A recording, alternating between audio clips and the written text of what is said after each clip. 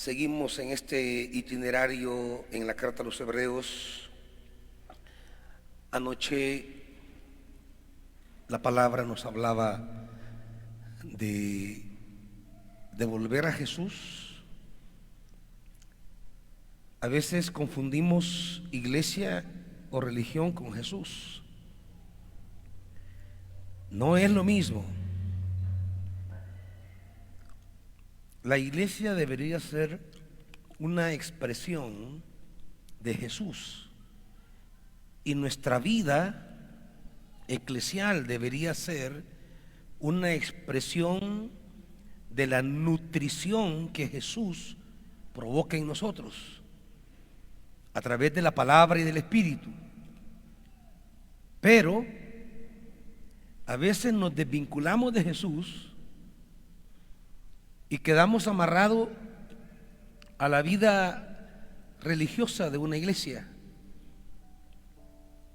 Y las cosas de Dios ya no tienen el mismo valor para nosotros. Aquello que llama Apocalipsis, el primer amor desaparece. La alegría de servir a Dios se extingue. Las cosas de Dios ya no tienen tanta importancia para nosotros. Nos sucede como a los padres de Jesús. María y José caminaron, no se percataron en qué momento se separaron de Jesús. Hubo un momento que lo perdieron de vista. A los 3 días se dieron cuenta que Él no iba junto a ellos. Así nos pasa muchas veces. Caminamos y ya Jesús no va con nosotros, pero nos lleva a la inercia de la religión y Jesús ya no va con nosotros. Y cuando nos damos cuenta que Jesús ya no va con nosotros y comenzamos a buscarlo, buscamos en lugares equivocados. Anduvieron en todos los lugares, menos en la obra de Dios. No fueron a la casa de Dios. Fueron a buscar a Jesús donde la familia, donde los amigos. ¿A qué tantos lugares quizás no fueron? Y por último, fueron a la casa de Dios. Nos pasa así. Perdemos a Jesús y lo buscamos donde no está. Porque la obra de Dios ya no es lo importante para nosotros. Si en algo Jesús es ejemplo para nosotros, es que para Él la obra de su Padre fue lo primero siempre. La tarea que el Padre le encomendó tuvo la primacía por sobre toda relación, por sobre toda aspiración, por sobre todo anhelo, más que la familia, más que sus realizaciones personales, más que su vínculo con su mamá. Un día él iba caminando y alguien dentro de la multitud gritó y dijo: benditos los pechos que te dieron de mamar. Y Jesús dijo: no dijo eso. Benditos son los que oyen la palabra de Dios y la ponen por obra, dejando en claro que para él las cosas relacionadas a Dios son las más importantes. El problema que hoy tenemos en el mundo evangélico es que las cosas de Dios han sido relegadas, no son nuestra prioridad. Aquello a lo que Dios nos ha llamado no es nuestra prioridad. Aquella convocación, aquel llamamiento, aquella vocación a la que Dios nos ha llamado no es nuestra prioridad. Siempre hay algo antes que Jesús. Siempre hay algo antes que el llamado. Embebidos como los padres buscando a Jesús en un montón de lugares, porque hay otras cosas que son primeras. Pero Jesús siempre va a estar en los negocios del Padre, siempre. Y si queremos hallar a Jesús, si queremos beneficiarnos de sus capacidades divinas, si queremos vivir animados por su Espíritu y por su palabra, no lo vamos a encontrar en otro lugar que no sea los negocios de su Padre. Hay muchas cosas buenas en la vida. Hay muchas cosas que pueden ser buenas y nobles en la vida, pero nunca serán como los negocios del Padre. José y María buscaron a Jesús donde sus parientes, donde habían almorzado, donde habían cenado, donde habían pasado la noche, anduvieron en diversos lugares. Pero solo hay un lugar donde Jesús estaba: los negocios de su Padre. Si nosotros descuidamos los negocios del Padre, embebidos en nuestras propias agendas, nunca nos vamos a encontrar con Jesús, y mucho menos vamos a vivir esta vida, diríamos, radiante, esta vida animada que Jesús nos comparte por su Espíritu. Eso que Él dijo: de su interior brotarán ríos de agua viva. Esta plenitud. Desligado de Jesús, usted podrá alcanzar muchas cosas en la vida, adquirir muchas cosas, pero usted no estará pleno. Pleno es esa vitalidad que nos viene desde adentro, donde nos sentimos fortalecidos, animados, gozosos, alegres, empujados por la gracia. Y a veces vamos por la vida y con cosas pequeñas nos sentimos tan saciados, porque estamos tan saciados por dentro por Jesús, que las cosas pequeñas son tan significativas. Y a veces, desligados de Jesús, Dios en su gracia pone cosas grandes en sus manos y no les son suficientes, porque la insatisfacción que tiene adentro, no hay nada externo que se la pueda llenar. Podrá llegar el mejor carro a sus manos y usted va a sentir alegría 2, 3, 4 días y luego vacío, porque la plenitud que necesitamos tener adentro, esa no viene de las cosas, esa viene de Dios, esa viene del Espíritu.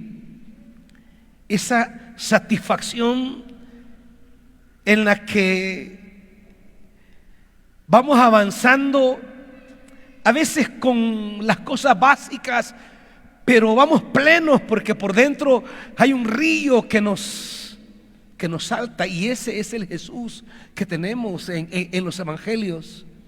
Un Jesús que no tenía dónde recostar su cabeza, pero era un hombre feliz, era un hombre libre, porque el Padre le llenaba tanto por dentro que ninguna experiencia negativa jamás lo deprimió, jamás lo frustró.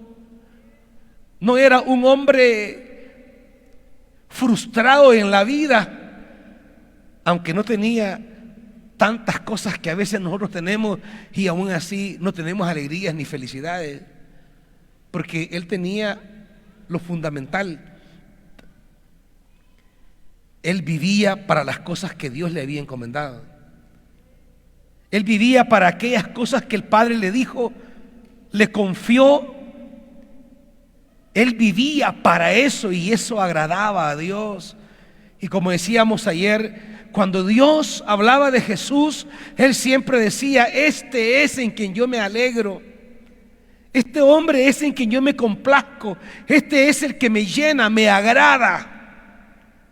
Y decíamos que Jesús nos ha convocado para enseñarnos el camino de agradar a Dios.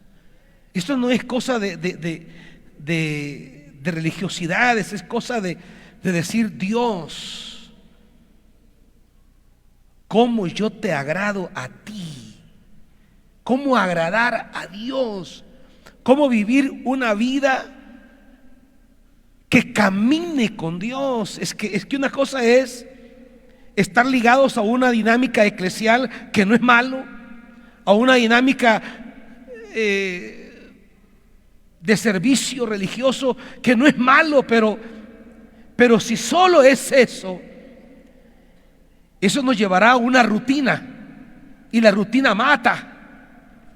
Pero cuando esa vida de servicio está alimentada por una experiencia de Dios, todo cambia. Cuando esa vida eclesial nace de Dios, se inspira en Dios, brota de Dios, entonces las cosas que suceden en la vida eclesial resultan irrelevantes. En la vida eclesial pasan muchas cosas, como pasaron en la vida de Jesús muchas cosas. Su familia no creía en él, sus discípulos no le ponían atención, sus enemigos lo acechaban, sus amigos de confianza lo negaron, lo traicionaron, lo vendieron. Pues su vida no estuvo como muy llena de motivaciones para servir a Dios. Pero nunca se puso a decir: pues yo creo que mejor me regreso al cielo, porque aquí hay cosas que no me parecen. Yo creo que dejo ya de servir porque no me gustan el comportamiento de algunos hermanos, o cómo me hablan, o cómo me ignoran, o cómo no me toman en cuenta, o no me gustan algunas directrices. Porque la motivación de Jesús no estaba enclavada en los hombres, sino en la encomienda que el Padre le había dado. Y ese Padre lo alimentaba una y otra y otra y otra vez. Eso hemos perdido muchas veces.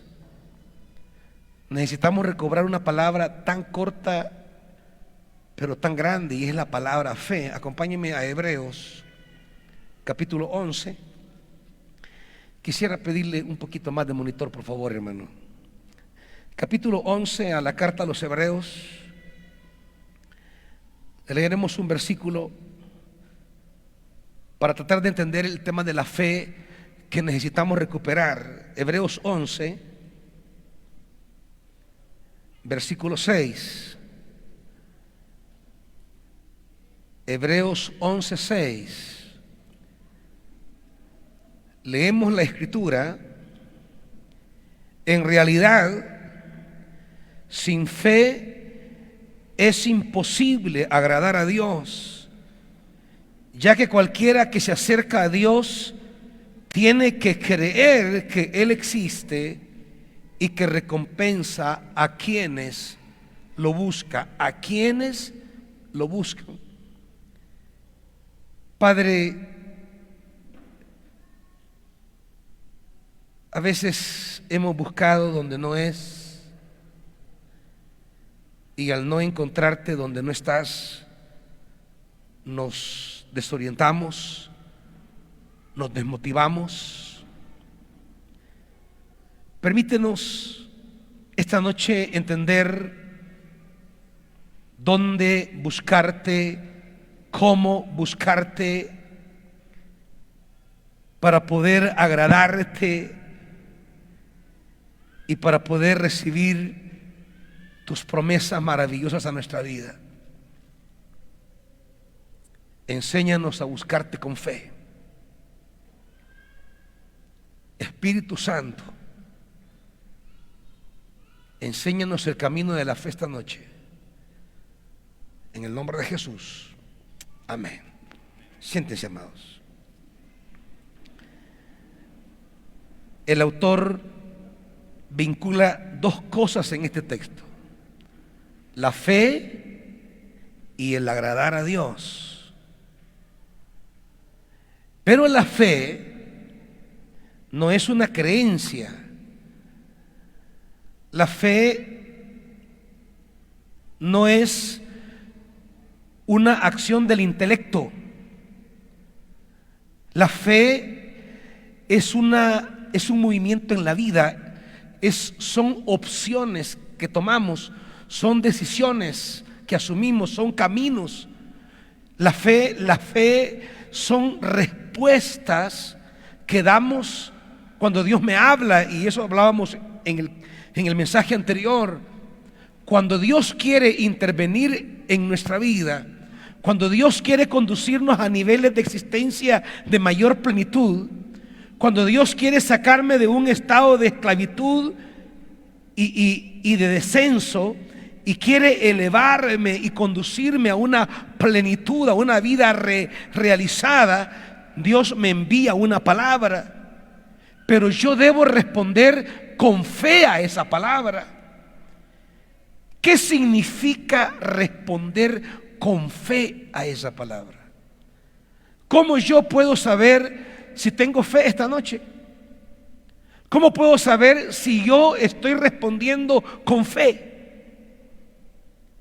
Porque si no estoy respondiendo con fe, aunque estemos aquí, no estamos agradando a Dios, no estamos caminando con Dios. Y la esencia de la vida cristiana es caminar con Dios. Ese es el corazón de la vida cristiana, es el corazón de lo que hacemos, es el corazón del servicio, es el corazón de la familia, es el corazón de nuestros proyectos, es el corazón de nuestras empresas, es caminar con Dios. Y para caminar con Dios necesito fe. En este capítulo tenemos un listado escogido de los hombres y mujeres que han caminado con Dios con fe. Y aunque no quiero estudiarlos a todos, sí quiero tomar uno de ellos y tomar las palabritas que va a mencionar el autor, donde nos revelan la fe. Comencemos con el versículo 4 y hablemos primero de Abel. ¿Cómo fue que Abel le creyó a Dios? ¿Cómo fue que Abel, dice el versículo 4, por la fe Abel ofreció a Dios un sacrificio más aceptable que el de Caín? Fíjese bien, aún para darle a Dios hay que tener fe, porque darle a Dios no es solo asunto de darle. El Levítico, que es el corazón del Pentateuco, repite constantemente una frase que casi nunca nos percatamos. Cuando presentemos ofrenda al Señor, presentémosela de tal manera que Él la acepte. Eso dice el Levítico. No es solamente de que yo le traigo a Dios. Cuando yo le traigo a Dios, mi pregunta debe ser: ¿aceptará Dios esto? A veces nosotros tenemos nuestra lucha en el dar, pero la lucha espiritual no es en el dar. Es dar de tal manera que cuando usted la traiga, Dios la acepte. Porque usted puede traer cosas que Dios no acepta. El hecho de solo traer no significa que Dios lo va a aceptar. El hecho de presentarle a Dios nuestros diezmos, primicias u ofrendas o votos o pactos no consiste solo en dar. Es en darlo de tal manera que Dios diga: esto acepto. El primer acto de ofrenda es el de Abel y Caín, y el Génesis dejará en claro que Dios no aceptó la ofrenda de Caín, que Dios aceptó la ofrenda de Abel. Y el Génesis, acompáñenme a Génesis brevemente, porque sí quiero que note una palabra que es clave en esto de darle a Dios. En Génesis 4,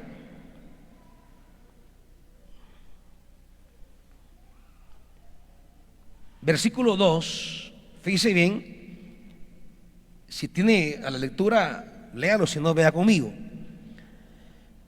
Después dio a luz a Abel, hermano de Caín.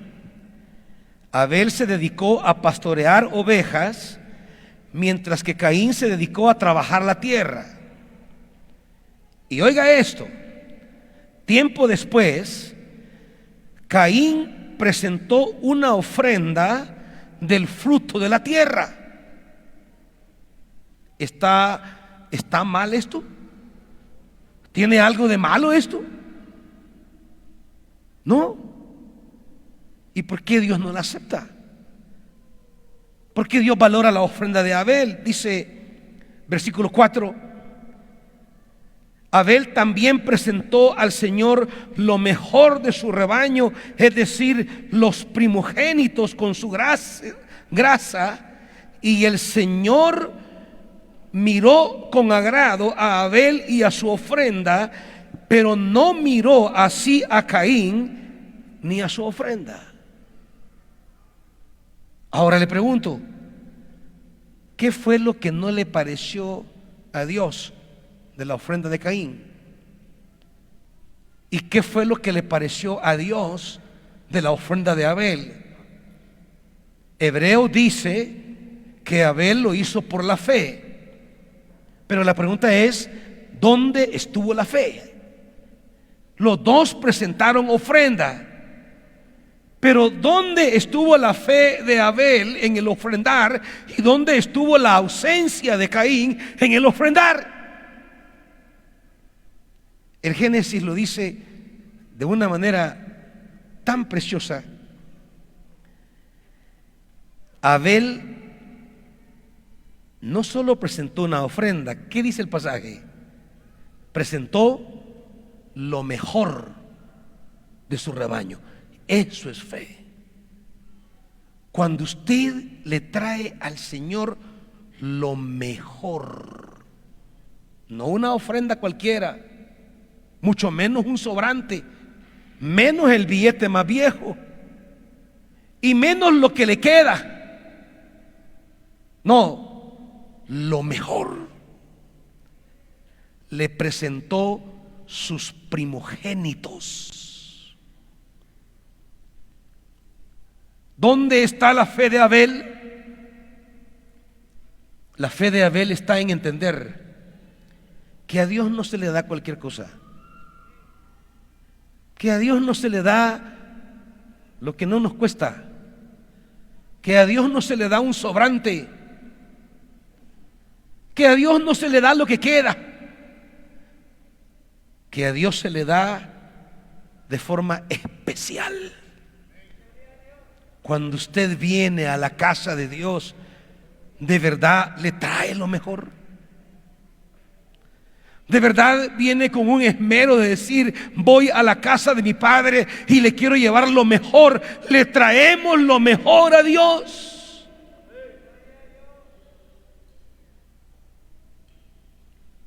¿Cómo esperamos agradar a Dios? Como dice Hebreos, sin fe es imposible agradar a Dios. Es imposible. ¿Y cómo puedo tener fe en el darle a Dios cuando no tengo el cuidado de presentarle a Dios lo que es digno de Él? Caín le presentó, es cierto, le presentó ofrenda, pero no tenía que ver con lo mejor. No tenía que ver con las primicias. Él le trajo las primicias. Una cosa que enseñaba la iglesia y que cuando yo lo leo en las escrituras es maravilloso, es enseñarle al pueblo a darle las primicias. Cuando le damos al Señor las primicias, estamos bendiciendo todo lo que viene. Yo le digo al pueblo, aprenda a darle primicias al Señor. Ellos me dicen, y mire, ¿y de qué? ¿Del día, de la semana, del mes o del año? ¿Qué? No, eso usted decídalo con el Espíritu. Lo que yo le tengo que enseñar a usted es darle primicias al Señor. Cuando le damos primicias, lo primero de mi semana, lo primero de mi día, lo primero del mes, lo primero del año, usted sabrá cómo se relaciona con Dios y a qué nivel de fe usted llega con Dios. Pero lo que yo le digo que he visto es gente que estaba por poner candado a sus negocios y un día oyó la palabra de honrar a Dios con sus primicias, como Abel, los primogénitos, y decidieron comenzar a darle a Dios primicias. Y no solo tuvieron que abrir ese localcito, han comprado locales de alrededor, porque van con sus primicias delante del Señor, porque lo hacen con fe. Que Dios honra a los que le honran, que recompensa a los que le buscan, y honrarlo con fe es buscarlo, y Él compensa porque se siente honrado, respetado. Abel lo hizo con fe, presentó lo mejor, presentó las primicias. Y si las primicias, dice Pablo en Romanos, son santas, lo será el resto que viene. Cuando usted le da la primicia al Señor, usted está derramando una bendición para el resto que viene, del día, de la semana, del mes y del año. Yo tengo un hermano en una iglesia que él le da su primer sueldo del año al Señor entero. Le entrega el primer sueldo. Es su primicia. Él anda en este momento en Estados Unidos, paseando de a galán, como decimos. Un empleo, le hace falta el sueldo que no recibió al principio del año, ¿no? Tiene hasta para viajar,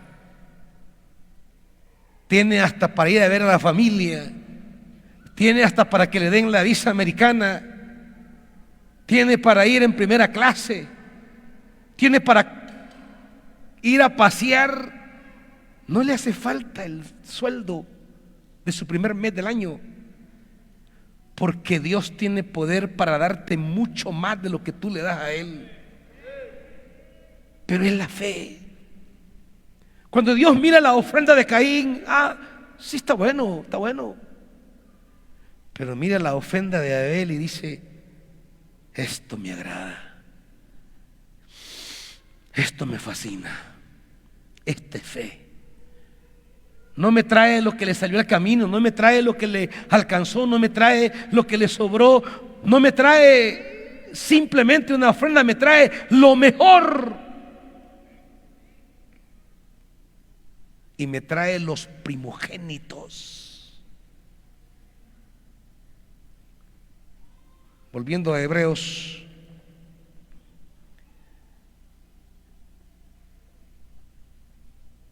dice Noé, versículo 7, Noé, advertido sobre cosas que aún no se veían, con temor reverente construyó un arca para salvar a su familia.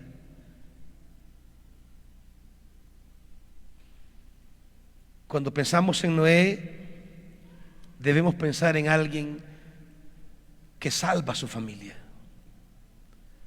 ¿No es acaso eso lo que deseamos nosotros, salvar a nuestras familias? ¿No acaso está aquí usted para salvar a sus hijos? ¿O alguno está aquí para echar a perder la vida de sus hijos? ¿O alguno está aquí porque quiere ver que sus hijos se pierdan en la vida? ¿O alguno está aquí porque quiere invocar la desgracia sobre sus hijos, sobre sus hijas? Nosotros queremos salvar a nuestra familia, que nuestra familia esté bien, porque eso es lo que Dios quiere. Cuando Dios llamó a Adán y a Eva, Él les dijo, yo una cosa quiero, les dijo, yo quiero que tengan familia, que tengan descendencia, que me den descendencia.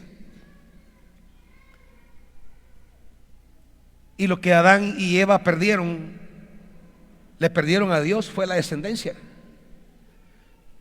Su desobediencia echó a perder el primer deseo de Dios. El primer deseo de Dios fue: tengan descendencia, denme descendencia. Descendencia para mí, dirá Malaquías capítulo 3. Buscaba una descendencia, es lo que Dios buscaba.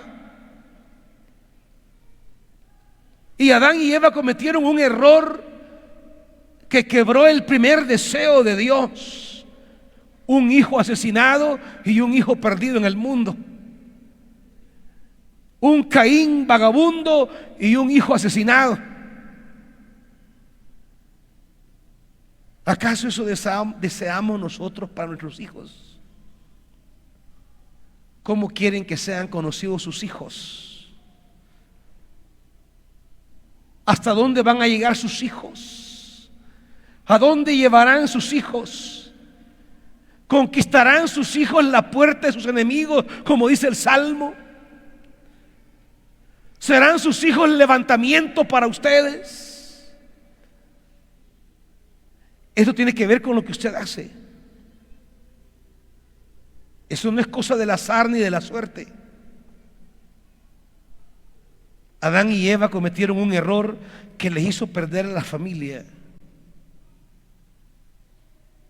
Noé construyó un arca para salvar a su familia. ¿Y tú tienes el arca que está salvando a su familia? ¿Estás haciendo un arca? Es la fe la que te mueve, y dice que Noé, advertido sobre cosas que no se veían, con temor reverente construyó un arca. Cosas que no se veían. Jamás había sucedido. Pero Dios le envió una palabra: construye un barco. Una tontera en ese tiempo, dice el Génesis. No llovía sobre la tierra. Algo ilógico y algo sin sentido. Pero se puso a construir en medio del desprecio, de la burla, de las preguntas y de muchas cosas más. A construir un arca con temor reverente. ¿Son tus acciones construcción de un arca? Como papá, ¿estás construyendo un arca para salvar a tu familia? Como mamá, ¿estás construyendo arca para salvar la familia? La salvación de tu familia no está en tus capacidades ni en tus mentalidades, sino en lo que Dios te dice que hagas. Un papá que vive dirigido por la palabra de Dios, una mamá que recibe las coordenadas divinas para salvar a su familia y hace arca como Dios se lo ha pedido, salvará a su familia. A veces estamos creyendo que la salvación de la familia la tenemos en nuestras manos, en nuestro poder, en nuestra capacidad. La salvación de la familia está en lo que Dios te dice que hagas. Necesitamos Noé que reciban de parte de Dios indicaciones que pueden parecer tontas, ridículas, y que comiencen a construir algo que aparentemente no tiene lógica, pero salvarán a su familia.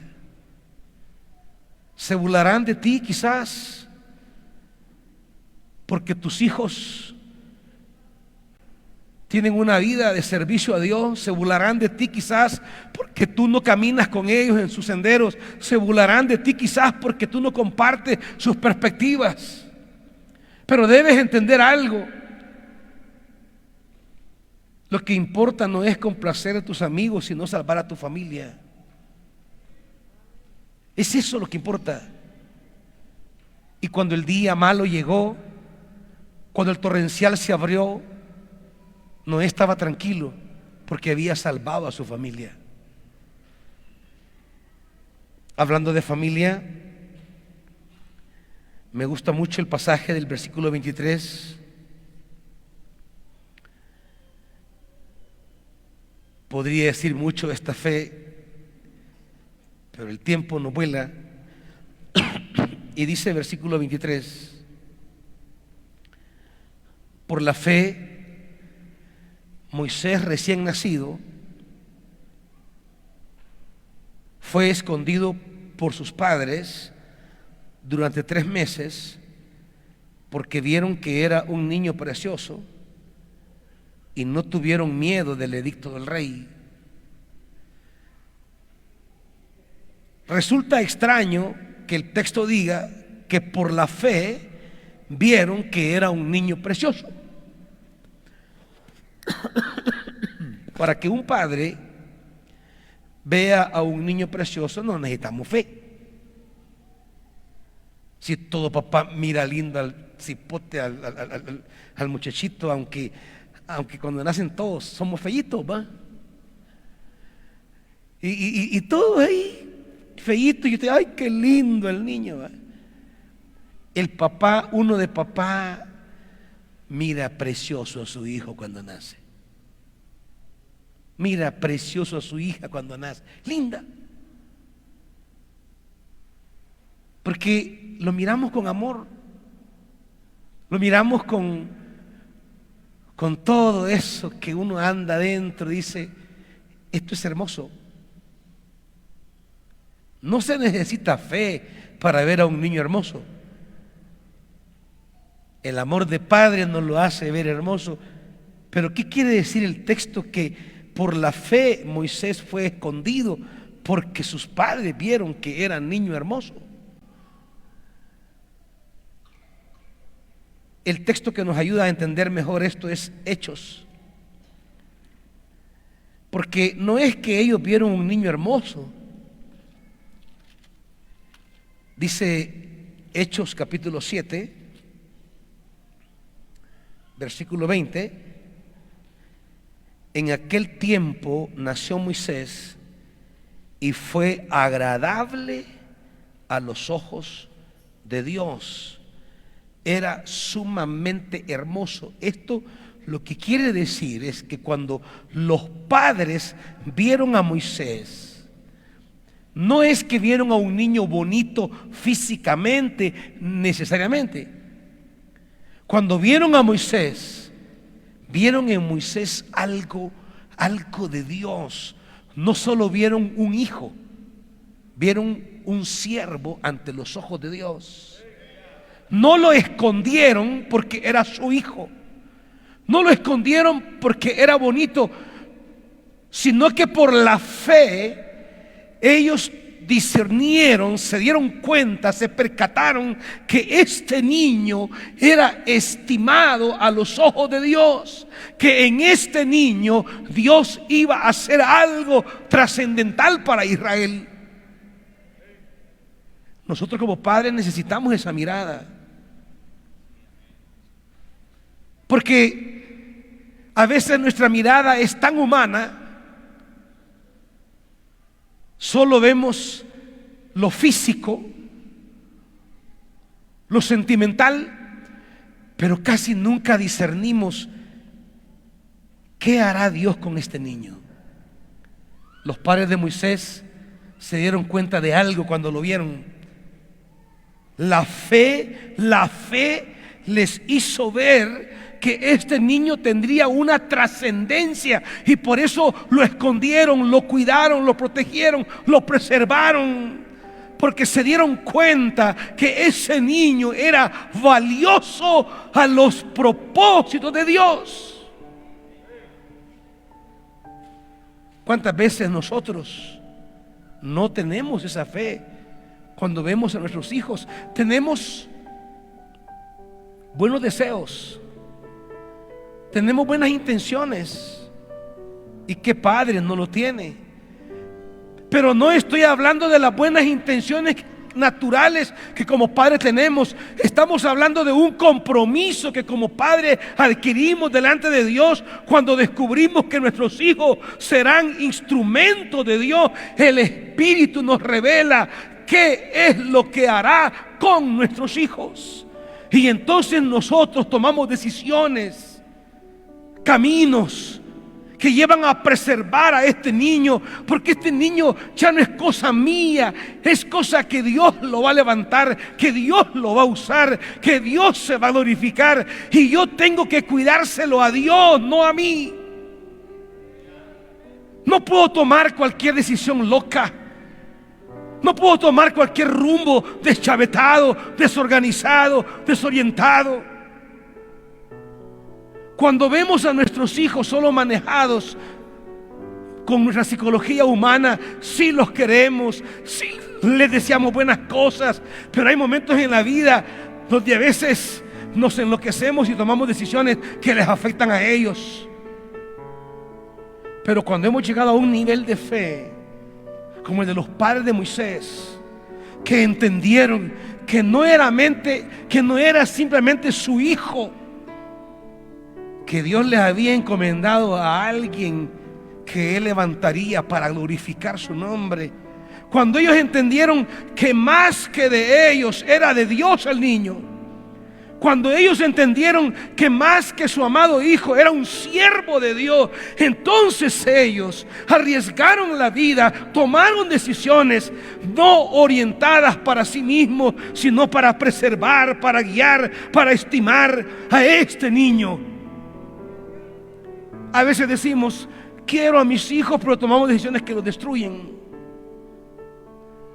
Si usted dice que ama a sus hijos, pero toma decisiones que los están destruyendo, usted no es un hombre de fe ni una mujer de fe, no ha entendido la fe respecto a sus hijos y no está agradando a Dios. No es solo cosa de venir a presentarlos aquí como que fuera un asunto mágico. Venir a presentarlos no es venir simplemente a que oren por ellos y que por la fe algo va a ocurrir, o por magia, perdón, algo va a ocurrir. No. Cuando venimos a presentárselo, es un acto de discernimiento espiritual, que usted ha visto con los ojos del Espíritu a su hijo, ha visto con los ojos de la fe a su hijo, y el Espíritu le ha hecho discernir que ha recibido un siervo, una sierva que Dios levantará, que Dios usará, que hará cosas grandes que usted no imagina. Y entonces usted, a partir de allí, toma decisiones para preservar, para cuidar a ese siervo, a esa sierva de Dios, para que cuando llegue la hora estará listo y preparado para que Dios le diga: Moisés, vení, te tengo una tarea, vas a ir a Egipto. Ya estará preparado por sus padres. Y dice el pasaje, el 11:24: por la fe Moisés, ya adulto, renunció a ser llamado hijo de la hija del faraón. Prefirió ser maltratado con el pueblo de Dios a disfrutar de los efímeros placeres del pecado. Consideró que el oprobio por la causa del Mesías era una mayor riqueza que los tesoros de Egipto, porque tenía la mirada puesta en la recompensa. ¿Quién le enseñó eso? ¿Quién le mostró eso? ¿Quién lo preparó para estar a la altura de la vocación divina? ¿Quién lo forjó para responder sensiblemente al llamado de Dios? ¿Quién le dio esa mentalidad que toda la riqueza de Egipto no era comparada para nada a ser un siervo de Dios?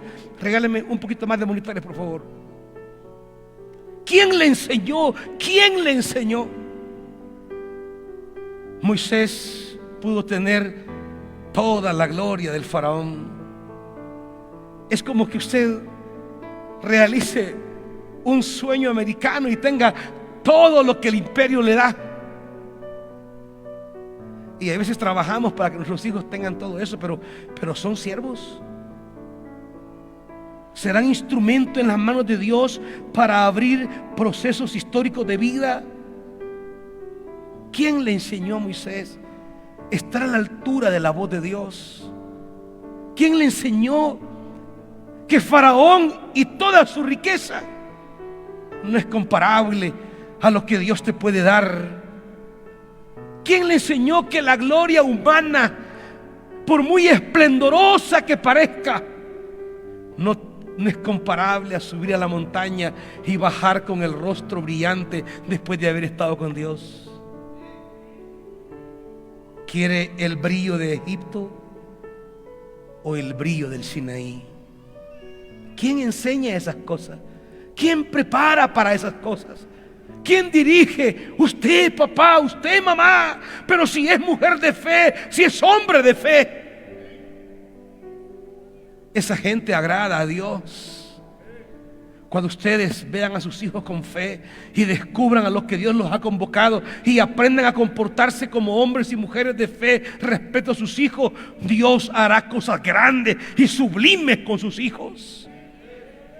Moisés partió la historia del pueblo, cambió el rumbo desde la esclavitud a la liberación. Pero ¿dónde nació eso? Nació en un papá, en una mamá que tuvieron fe y vieron en ese niño cosas grandes que Dios le había convocado. Ustedes, no podemos vivir la vida sin fe. Fe en todo esto podría, como dice el autor, podría pasar hablando de muchos más que entendieron qué era la fe. El tiempo camina y se va, pero la fe es cuando usted acompaña decisiones en la vida que pueden parecer riesgosas, ilógicas, extrañas. Quizás se burlen de usted. Quizás se burle de usted el que vende la par suya, porque su primera venta lo pone en un sobrecito y lo guarda, y él se fija y le pregunta: ¿y vos qué estás haciendo? Preparándole mi primicia a mi Señor. Vos, si sos tonto, te tiene dormido ese pastor. Déjelo. Veámonos más adelante en 2 años. Veámonos en 3 años. ¿Dónde el Dios al que tú honras te tendrá y dónde estará Él? Que se burlen. Un día llegará la tormenta. Tú no te afligirás, porque tú habrás hecho arca para tu familia. No pasarás tribulación ni angustia. Se reirían de ti ahora, pero mañana tú estarás en paz con los tuyos, porque hiciste arca para tu familia. La fe es ponerle un sentido divino a las cosas que hacemos, a las cosas que Dios nos pide. Quiero terminar con Abraham. A mí Abraham siempre me sacude. A mí Abraham siempre me impacta. Quiero leerte unos pasajes de Génesis 22. Este es un pasaje que yo nunca dejo de sentir el impacto conmovedor en mis entrañas. El hombre de la fe, Abraham. Yo tengo esta fe. ¿Tiene usted esta fe? Quiero que se fije, mire, capítulo 22 de Génesis. Pasado cierto tiempo, Dios puso a prueba a Abraham y le dijo a Abraham: aquí estoy, respondió él. y Dios le ordenó: toma a tu hijo, el único que tienes y al que tanto amas, y ve a la región de Moria. Una vez allí, ofrécelo como holocausto en el monte que yo te indicaré. Fíjese que Dios le dice cosas a Abraham que no son ciertas. Le dice algo, le dice: toma a tu hijo. ¿Y qué le dice? Tu único. Y yo le pregunto: ¿era el único? No, no era el único. Ya había uno más. ¿Quién era? Ismael. ¿Por qué Dios le dice tu único, sabiendo que ya estaba Ismael? Dios le dice el único porque Ismael no tenía el valor para Abraham que tenía Isaac. Y para nosotros, las cosas únicas son las cosas que más amamos, son las cosas que más valoramos. Pueden haber muchas cosas, pero usted, esto es de lo que yo hablo, porque esto es lo que amo, esto es lo único.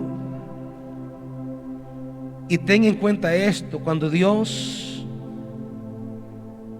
se acerque a ti y te pida algo, te va a pedir lo que tú amas, lo que es único, aquello que para ti tiene un valor por encima de todo. Porque Dios no es Dios de sobras ni de amores secundarios. Dios es de lo más que tú amas. Y se lo pide. Y yo siempre me pregunto cómo Abraham no dudó. Yo no sé cómo hizo eso. No negoció, no murmuró, no refunfuñó, no trató de negociar con Dios como lo hacemos nosotros. Señor, me prestas el diezmo este mes, te lo voy a pagar el otro mes. Señor, voy a tomar esto que es tuyo para mí, ahí te lo doy más adelante. Señor, podría cambiar esto que tú quieres y te voy a dar ahorita esto y más adelante. Eso de agarrar a Dios como que fuera un diosecillo de bolsillo. Abraham no duda, no lucha, se levanta de madrugada, no se quedó dormido retardando la respuesta de tempranito. Mi Dios me lo ha pedido, voy temprano. Caminar junto a su promesa que iba a sacrificar. ¿Qué pensaba Abraham? ¿Qué sentía Abraham? No sé. Solo una cosa sé que tenía: fe. Fe.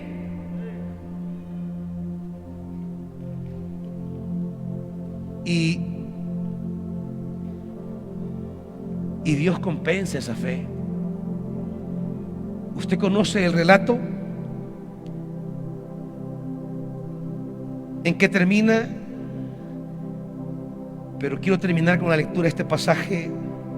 Dios le dice: como has hecho esto y no me has negado a tu único hijo, juro por mí mismo que te bendeciré en gran manera. ¿Sabe una cosa? Hasta este momento Dios siempre le ha dicho a Abraham: te bendeciré. Pero a partir de este momento Dios le dice: te bendeciré en gran manera. Porque Dios le pidió lo más grande y Abraham no se lo negó. Ahora tú me diste lo más grande, ahora yo te voy a dar lo más grande a ti. No simplemente te bendeciré, lo haré en gran manera, en sobremanera. Porque así trabaja Dios con los que tienen fe. Trabaja en sobremanera. ¿Cómo está su fe, hermanito, hermanita? ¿De verdad tenemos fe? ¿De verdad estamos haciendo las cosas con ese plus que da la fe, con esa profundidad que da la fe, con ese fuego que da la fe, con ese valor que da la fe? ¿O hacemos las cosas mecánicamente? ¿O creemos que traerle 20 quetzales ya es una gran cosa, cuando no es más a veces que un sobrante, cuando gasta más en saldos de teléfono, cuando no le trae al Señor lo mejor. ¿Cómo puedo decir que tengo fe? ¿Cómo puedo decir que tiene fe si va tomando decisiones en la vida que no contribuyen a salvar a la familia ni a prepararle a Dios los siervos que le ha puesto en sus manos? ¿Cómo puede decir que tiene fe? Sin embargo, podemos esta noche decirle como aquel padre: Señor, ayuda a mi incredulidad, dame fe. Podemos venir: Señor, yo te quiero agradar, yo quiero fe para hacer las cosas por ti, por tu honor, por tu gloria, no por la lógica humana ni lo que la gente piensa. Y el Espíritu Santo nos puede dar la fe de Noé, la fe de Abel, la fe de Moisés, la fe de Abraham, la fe de Jesús, y poder agradar a Dios. Y un Dios agradado es un Dios que cae sobre nosotros. Si alguien siente la necesidad de fe, venga, vamos a rogar al Espíritu Santo esta noche que nos dé fe para que todo lo que hagamos vaya cargado de un agrado divino, que Dios se agrade, que Dios se complazca, que Dios diga: en Él tengo contentamiento. Quienes quieran venir delante del Señor, acérquense, vamos a orar. Voy a pedirle al Espíritu Santo que derrame fe sobre usted. Esa fe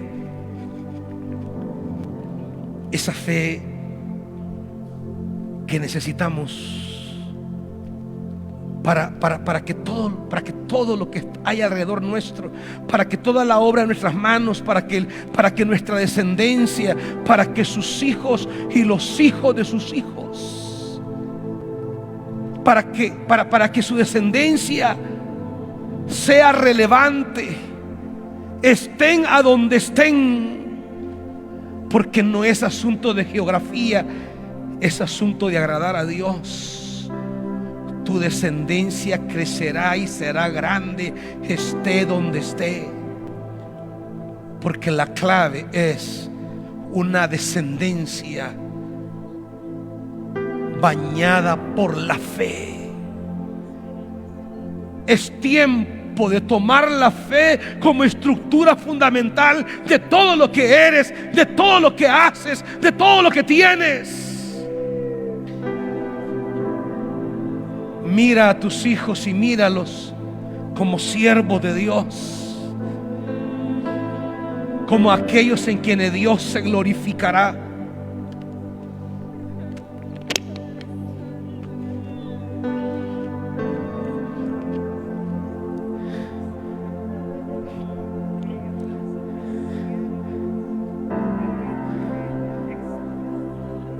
Espíritu Santo, Espíritu Santo, necesitamos fe. Necesitamos fe, porque la fe es el distintivo que nos diferencia. La fe separó a Abel de Caín. La fe separó a Abraham de Lot. La fe separó a Moisés del faraón.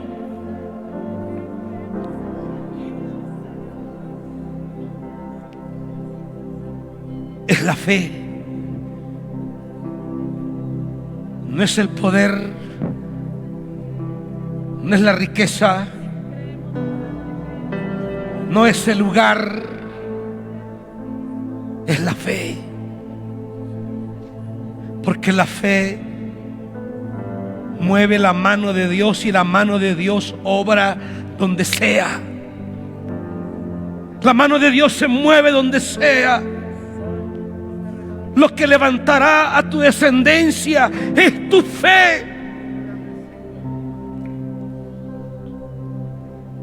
Espíritu Santo,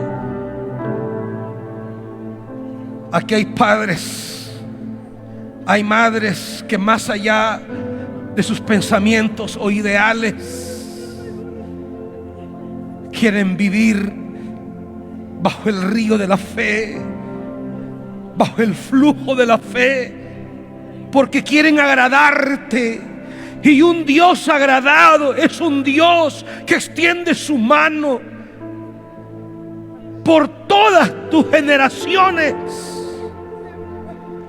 Un día Dios se agradó de David, porque David dijo: yo quiero hacerle casa a Dios, yo quiero hacerle casa al Dios del cielo, y no descansaré, no dormiré hasta haberle hecho casa a mi Dios. Y dice que Dios se le reveló en un sueño y le dijo: no, David, yo haré casa para ti, y te prometo una cosa, le dijo: no faltará descendiente tuyo en el trono. Y saben que hubo momentos en el que la descendencia de David se portaba mal, pero Dios dijo: no, yo hice trato con David, no puedo faltarle, seré fiel a eso, honraré mi promesa. Es que la fe compromete a Dios, iglesia. Y cuando tú te comprometes y comprometes a Dios, entonces Dios es fiel a todo lo que Él dice.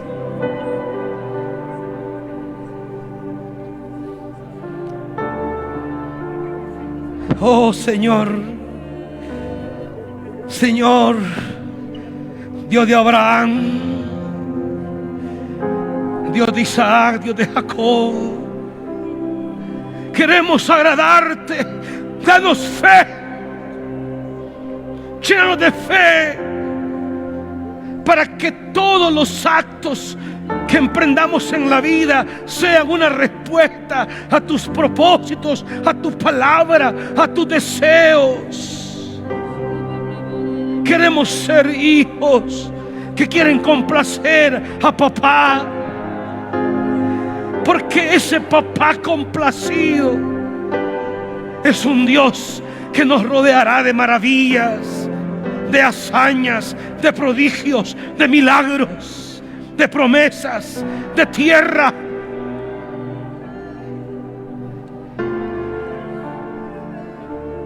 Y Dios te hará habitar en casas que tú no edificaste. Beberás agua de pozos que no cavaste. Comerás viñedos que no plantaste. Mientras tú honras al Señor, mientras tú agradas a Dios, hay otros que están preparando lo que será tuyo y que llegará a tus manos. Agrada al Señor, complace al Señor. Y un Dios complacido moverá reinos, imperios, riquezas, decisiones, poderes, y los pondrá a tu servicio, porque Dios honra a los que le honran. Es que tú no conoces todavía cuán grande es tu Dios, cuán fiel es tu Dios, porque te darás cuenta que tu Dios es creador del cielo y de la tierra. ¿A qué pues me compararéis?, dice el Señor. ¿A qué pues me compararéis? Espíritu Santo, derrama fe sobre nosotros. Derrama fe sobre estos hombres y mujeres. Derrama fe, Espíritu Santo. Oh Espíritu Santo, derrama la fe. Esa fe que un día aquel hombre se acostó a dormir en una piedra, no tenía más nada, y un día soñó esa noche en una escalera al cielo, y ese día le dijo: si tú vas conmigo y me haces regresar con riquezas en mi mano, de todo lo que me des yo te daré la 10ª parte. Y aquel hombre que solo iba con un morral regresó a manos llenas, porque ese es Dios, ese es tu Dios. Que hoy pueda tus manos estén vacías, te faltará espacio para poner todo lo que tu Dios te dará, pero hónrale con fe. Hónrale con fe. Hónrale con fe, y ese Dios llenará tus graneros. Tú puedes decir: soy pequeño e insignificante.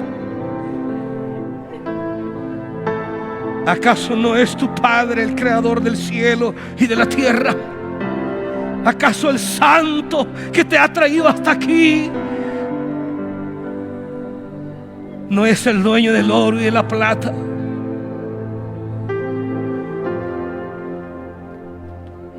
¿Acaso Él no hizo tu cuerpo? Espíritu Santo, Espíritu de Dios, Espíritu Santo, Espíritu de Dios, tenga misericordia de nosotros. Tenga misericordia de nosotros. Queremos vivir amparados a la fe. Espíritu Santo, extienda su manto. Extienda su manto ahora. Cúbralo, Señor. Cúbralo, Dios. Derrame fe, de manera que en este lugar se levante una generación poderosa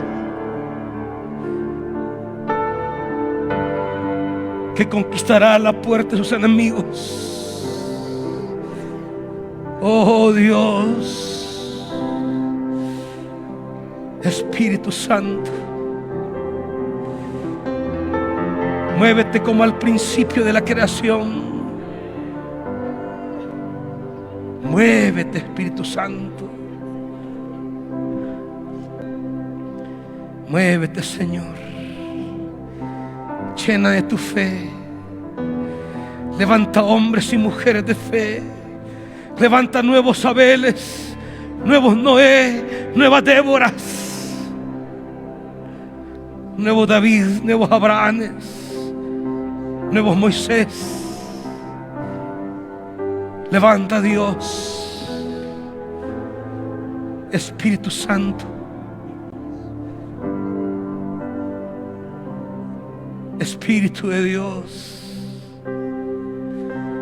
¿a quién iremos si solo tú tienes palabra de vida eterna? Espíritu Santo, Espíritu Santo. Vida de nuestra vida,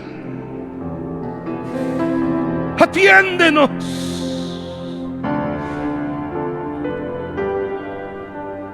Socórrenos. Socorre a tu pueblo, Dios. Ven en ayuda de tu descendencia. Oh, aleluya.